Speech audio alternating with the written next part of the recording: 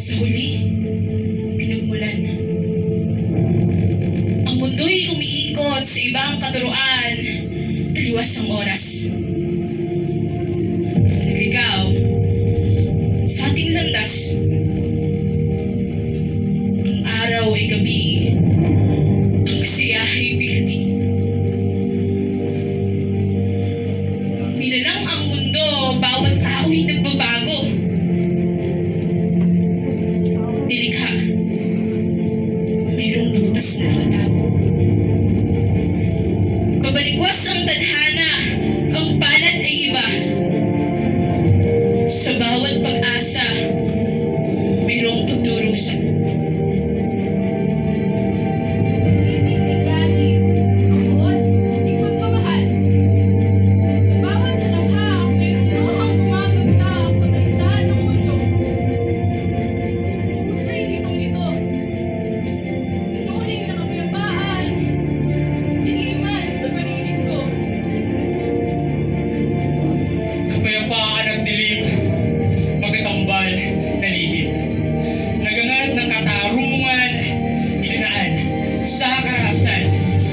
Na may kinikilingan, nilikha ng sariling kakayahan. Winasak ang mundong kinatatayuan sa gitna ng mga kasinungalingan. Ang bawat sulok ng mundo'y binigyang dibisyon. Ang bawat isa'y nagtatago sa sariling ilusyon. Ang droga at bisyo'y naging daan at solusyon. Sa mundong hubad, sinagad ang limitasyon. Ang bawat desisyon ay may kaakibat na bunga. Sa bawat kasinungalingan nag-iwan ang pagdududa. Sa bawat maling puso sumisibol ang problema. At sa bawat karasing nag-iwan ang pagdurusa.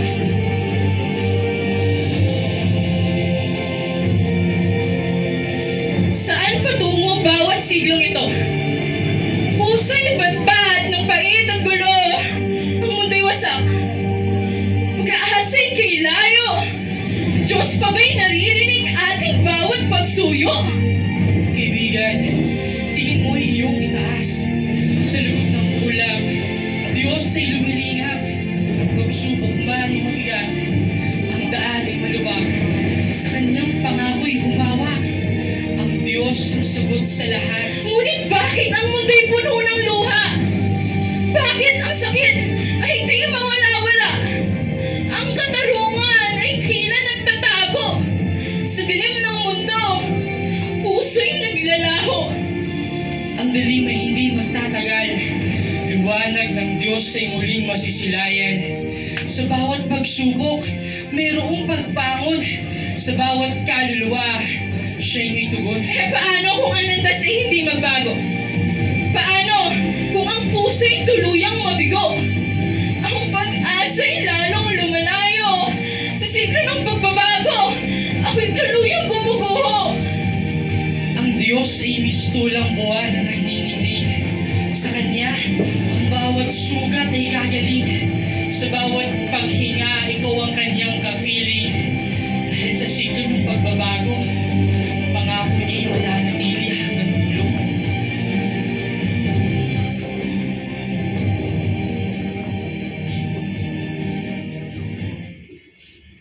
Bakit ka naliligaw sa dilim? Gayong naghihintay ang aking liwanag. Hindi ako nawala at sinusundan kita sa iyong pagluha. Umuwi ka na sa akin at dito mo mararamdaman ang tunay na pahinga.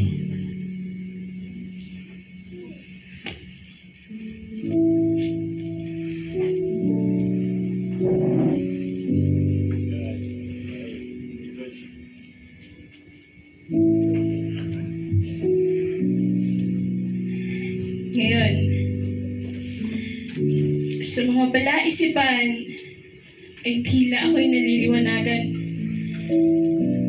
Ang bulong ng kanyang bawat salita ay ang tinig sa kalawakan. Binigyang kulay ang dilim na katanungan. At sa wakas, aking napagtanto ang tunay na kahulugan. Oo, ang tunay na kahulugan kung bakit pa rin tayo narito. Kung bakit nakaupo ka ngayon dyan sa kinauupuan mo, at kung bakit naman kami ngayon ay nakatayo rito. At iyon ay ang bigyan ng kapurihan. Marahil ang iba sa inyo ay hindi ako maiintindihan na kung paano ang pakiramdam na mawalan ng isang haligi ng tahanan, o kung paano ang isang kaibigan ay mamaalam ng biglaan, o kung paano paulit-ulit na pagdudahan ng sarili dahil sa paulit-ulit na kapalpakan. Pero anong karapatan kong magreklamo? Eh kung di naman dahil sa biyaya mo, Diyos ko, wala ako rito.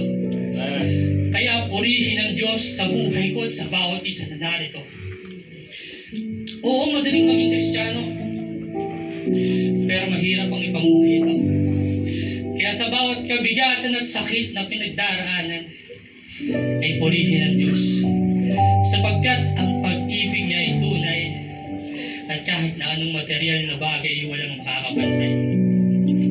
Kaya kung sino man sa inyo ay narito ang nasa bagyo ng kanilang buhay, ay huwag manghina, sapagkat pagkatapos ng ulan, araw ay muling sisikat, kasabay ang simbolo ng kanyang pangako, na pagtapos ng madilim, malamig, at mapanglaw na pagsubok ng buhay, ay kaya niya itong bigyan ng kulay.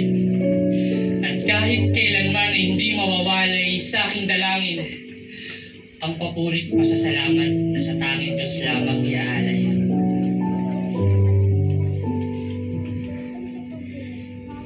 Sa dami ng aking pagkukulang, kahit patuloy kang tinatalikuran, hatid mo'y hindi matinag na katapatan. Dito sa anak mo, na kung minsa'y nahuhulog sa kasalanan. Kaya, pagkaitan man ng mundo, hilahin man palayo sa piling mo, ay hinding-hindi na magbabago. Pagpupurihan ka, O Panginoon ko.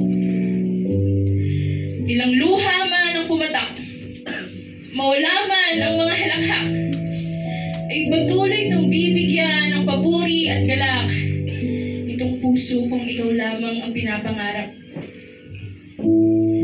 Pagpupurihan ka sa awit at salita, maging sa mga talento na iyong biyaya ihahatid ang mabuting balita sa bawat pusong uhaw sa iyong paglinga.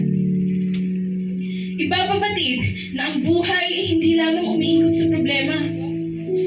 At sa piling ni Kristo, makakamit ang tunay na ligaya, kalimutan ang mga pasakit na nadarama.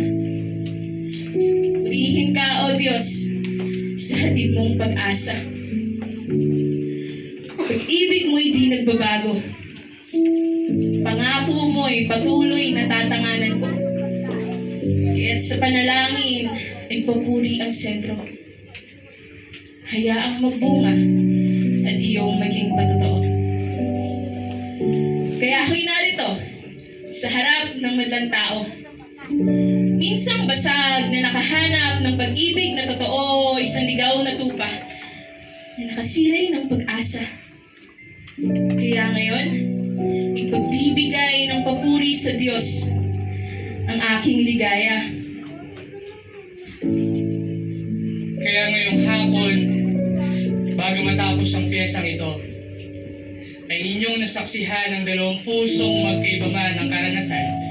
Ngunit isang landas na malubak ang pinagdaanan.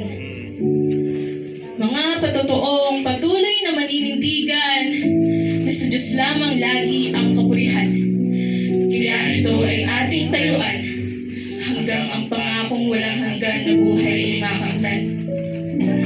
Dahil sa siglo ng pagbabago, iisa lang naman ang alam ko. na ang Diyos ay patuloy kong bibigyan ng papuri.